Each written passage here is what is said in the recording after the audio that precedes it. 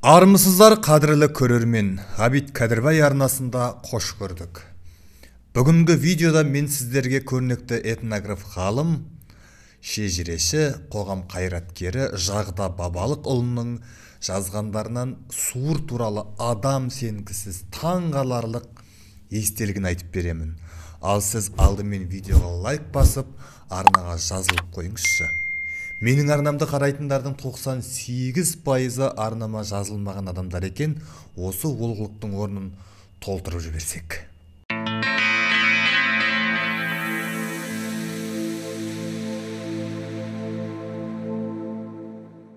Алдымен айта кетейін, Жағда Бабалықұлы Қытайда ұлт-азаттық ұйымын құрған үшін қудаланған, партизандық топ ұйымдастырған, Шығыс Түркістан ұлт-азаттық армиясының подполковнигі дәрежесіне дейін көтерілген адам.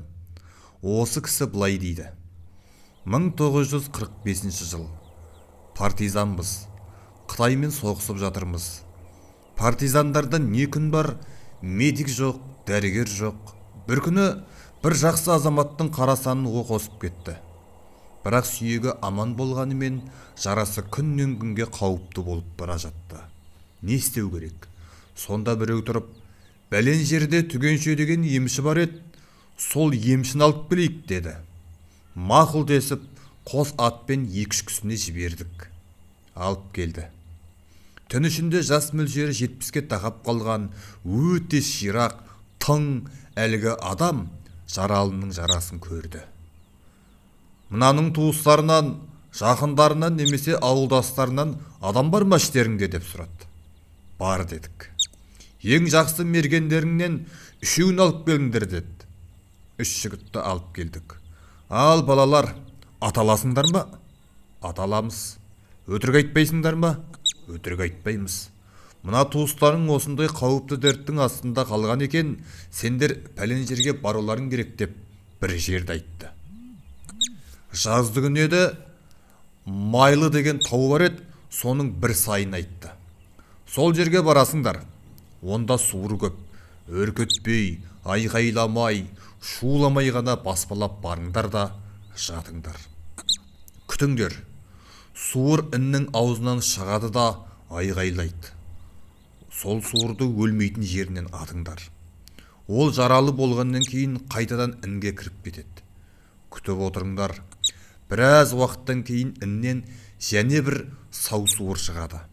Шығады да айғайлайды, шақылдайды, атпаңдар оны.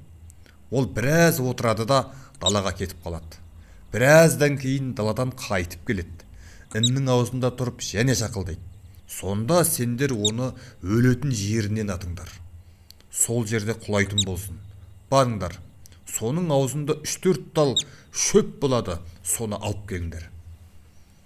Әлгілер осы айтқанның бәрін істеді. Шөпті алып келді. Ол шөп әлгі баланы ауруынан жазды. Сонда сау суыр шөпті жаралы суырды дауалау үшін әкелген екен ғой. Көрдің бе? Шөптің қасиетін хайуан пайдалана білгенде, біз адамбыз. Пайдаланбаймыз ғой. Қадірлі көрермен, бұл видео ұнаған болса лайк басып, төменге комментарий жазып, арнаға жазылмаған болсаңыз жазылып кетіңіздер. Есен, саулықта жүздескенше.